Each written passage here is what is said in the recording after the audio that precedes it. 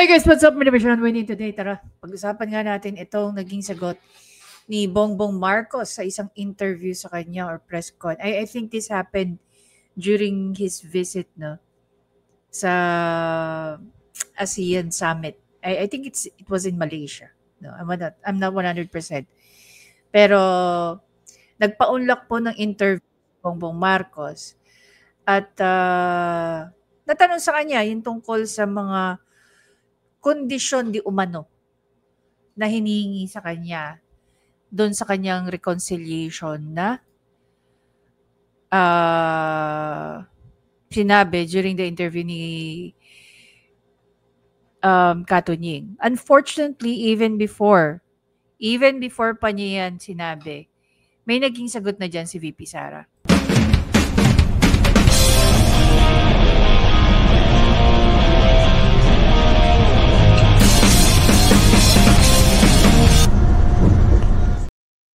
Okay guys, panoorin muna natin itong naging sagot ni Bongbong Marcos sa isang interview. Let's sit in front of, ano ba talaga problema? Ano ba, paano nangyari ito? Tanggalin natin ang problema. Pero sasabihin mo, hindi ako makikipag-usap hanggang ibigay mo sa akin ito. Eh, wala pupuntahan na. Yeah, and that condition tapos na, that's not reconciliation. Yes. Bring That's not even a negotiation. That's demanding.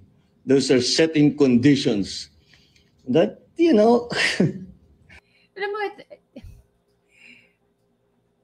mo, lahat naman tayo siguro in our lifetime, lahat tayo nakaranas na nagkaroon tayo ng kaaway, ng kasamaan ng loob at kung ano pa man. And dumarating din tayo sa point na itong mga naging kasamaan natin ng loob, naging kaaway natin, darating ang point na sila ay gustong makipagbati o reconcile. So for sa akin, para ako si VP Sara gawin mo ako ng isang mali forever kung hindi niya makakalimutan at never ako makikipag-negotiate sa'yo. Naniniwala kasi ako na sa 7 billion na tao, or most probably by now 8 billion, hindi ko kailangan mag-recycle ng tao. One thing that I've learned during my college days is that pagdating sa human behavior, ang gawain ng isang tao, ang nagawa ng isang tao once, kaya niyang gawin ng paulit-ulit yan. Behavior niya na yan. Diba? So we don't know kung gaano karaming tao na ang naganyan ni Bongbong Marcos. Diba? Do you really think this is the first time na ginawa niya ito sa kanyang buhay? That we don't know. But we also know na marami din siya mga kaibigan na since panahon pa ng kanyang ama, kaibigan niya na. Like ni Anton Lagdameo, si Daza, Sabi nga nila, yung tatay ito ni ni Isabel Daza. Ay, Daza. Daza ba ipilido nun? Oo, Daza. Yun pa daw, ayon kay kay Agent Morales, yun daw ang nag-report na sa PDEA at that time. Diba? Now, bakit pagdating, parang lumalabas tuloy na pag nag-sorry siya, dapat okay na sa'yo. Hindi naman ganun yun Diba? Pag nag-sorry ka, hindi dapat okay lang doon sa taong nag-sorry. Kasi doon sa taong nakasamaan mo ng loob, discretion niya din na piliin whether patawarin ka o hindi na. Unfortunately, long before ito, nabanggit ni Bongbong Marcos itong reconciliation, may sagot na dyan si VP Sara. Panoorin natin.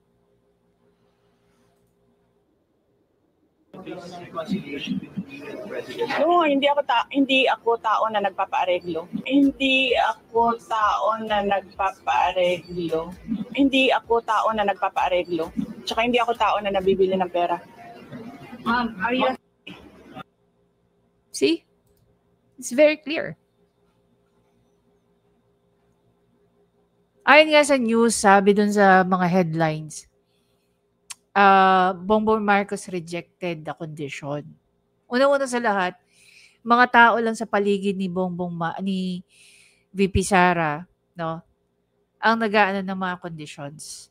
Walang direct link nanggagaling sa kanila. Kasi nga ganyan eh. Yan yung sagot ni VP Sara. Hindi sila nagpapaareglo. So long before pa nag-pronounce si Bongbong Marcos na gusto niya maipag-reconcile sa mga Duterte, may sagot na dyan si VP Sara. Hindi siya nagpapaareglo. So who got rejected? Sino ba talagang na-reject? From the very start, Bongbong Marcos was already rejected. Diba? Tapos sasabihin ni Bongbong Marcos may mga demanding, it's not even negotiation. Hindi ko alam kung alam ba ni Bongbong Marcos kung anong nangyayari sa kanyang sa kanyang administrasyon. Na parang hindi niya alam kung ano na nangyayari. But I remember during the backtrack tayo. Doon tayo sa pinaka-latest. 'Di ba nagsalita siya tungkol sa dahig? Nung dinala si PRRD sa dahig, nagsalita siya ron. Sumunod, yung impeachment ni VP Sara, nagsalita rin siya ron. Oh, tingnan mo kung pupuntahan natin tong isang post galing sa SMNI. Tingnan nyo to. This was during the impeachment of VP Sara. Ang sabi rito, sabi ko sa kanya, Sandro Marcos, process has already begun. So it's your duty now to support the process. So do your duty. That's what I told him. Do your duty. You have to support the process. I didn't know he'll be the first sign though. Tapos ang sabi ni Sandro Marcos, as to why I was the first one to sign, alam nga naman sasabihin ng tao na gusto nilang hukayin ng lolo ko at itapon ang katawan sa West Philippine Sea. Sabi niya gusto niyang patayin ng Pangulo at ang First Lady na aking mga magulang gustong patayin ng Speaker. Baka naman magulat ang mga tao na pipirma. Bakit naman magugulat ang mga tao na pipirma ako dyan? Diba? As na naman sabi ni Bongbong Marcos, how many times do I have to say that? I didn't want impeachment. Lahat ng kakampi ko sa Kongreso hindi nag-file ng impeachment complaint. Kakampi. Anong tawag niya rito sa anak niya? Hindi niya kakampi? Unang-unang ang pumirma. Lahat yung nag-file ng impeachment complaint, hindi ko masasabing kaya kong utusan at pagsabihan na yung gagawin mo, so why do you have to keep explaining that I didn't want to?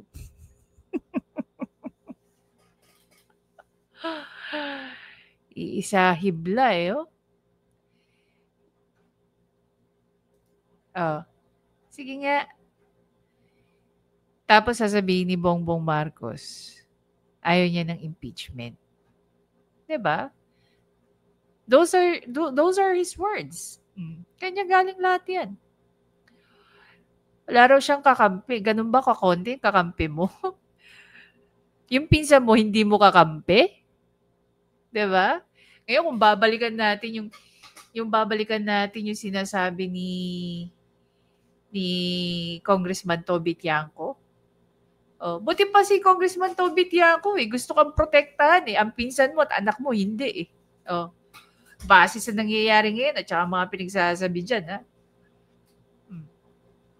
Kung i-analyze lang natin na mabuti.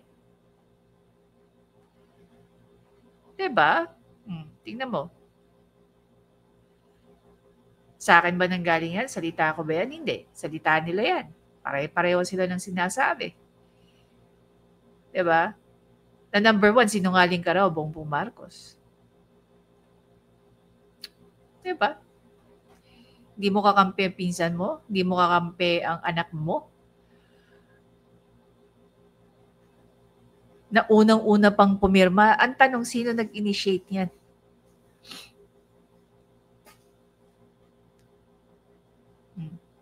Babalikan natin yung sinabi ni Congressman Toby Tiangco.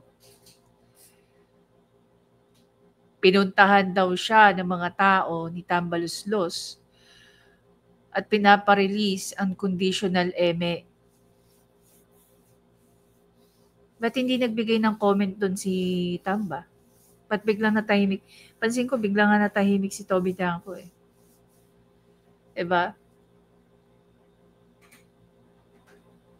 Pero ito lang, one thing is for sure. I sincerely believe what Congressman Toby Tiangco have said. Alam niyo kung bakit?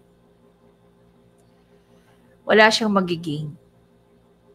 At wala rin mawawala sa kanya for saying that. Diba? In terms of political As it is, tahimik kasi si Toby Tiangco and has always been. Even the Corona impeachment trial. Na-prove na ni Congressman Toby Tiangco na he's a very reliable source of information. Because eventually, nag-decide ang Sandigan Bayan na hindi guilty si CJ Corona. Kinamatayan na nga lang, di ba? Isa si Toby Tiangco rin sa hindi bumoto tungkol doon. Di ba?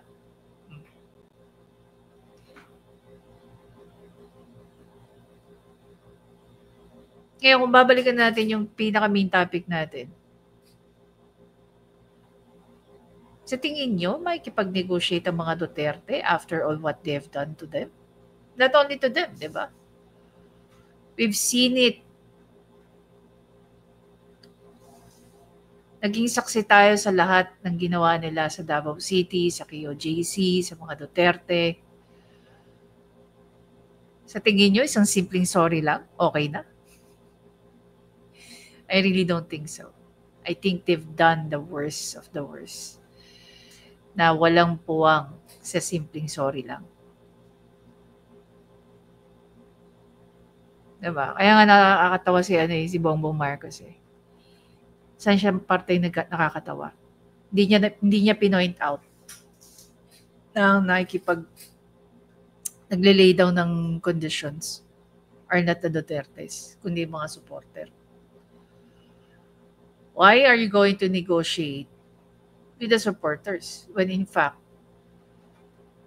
any negotiation, any reconciliation has been rejected by the Duterte, especially VP Sara? I think the reason why he's doing this is because kung matutuloy ang impeachment trial, which sabi nga ni VP Sara, she wanted it. She wanted the impeachment trial to proceed. Not because she wants the bloodbath, but because she wants to tell everyone the truth. Something that we should know since day one na umupo siyang DepEd Secretary. And I'm very sure, na makakaladkad dyan si Liza Marcos. And I think yan yung way na iniiwasan ni Bongbong Marcos. Which by the way, by now, no? Nasa The Hague si VP Sara together with the presidential sister. Diba? Siguro it's time that Senator Amy Marcos to do something about yung ginagawa ng kapatid niya. Before ma-jeopardize again ang pamilya Marcos na nin. Tinataguyod na ni Senator Amy Marcos kung ano yung dapat. Hindi lang para sa bansa, pero para sa pamilya Marcos. Diba? Anyway guys, again, maraming salamat sa panonood. Please don't forget to subscribe, like, at i-comment nyo na rin. Kung naniniwala ba kayo na si VP Sara ay kahit papano makikipag-negotiate? Or was there a time or a moment na may nakita kayong nagsalita siya about sa reconciliation? Actually, she was never asked about that yet. No? And I don't think she will answer it. Or if ever man, I think sasagutin niya yung tanong na yan with the same answer na sinabi niya dun sa interview niya na hindi siya nagpapaareglo.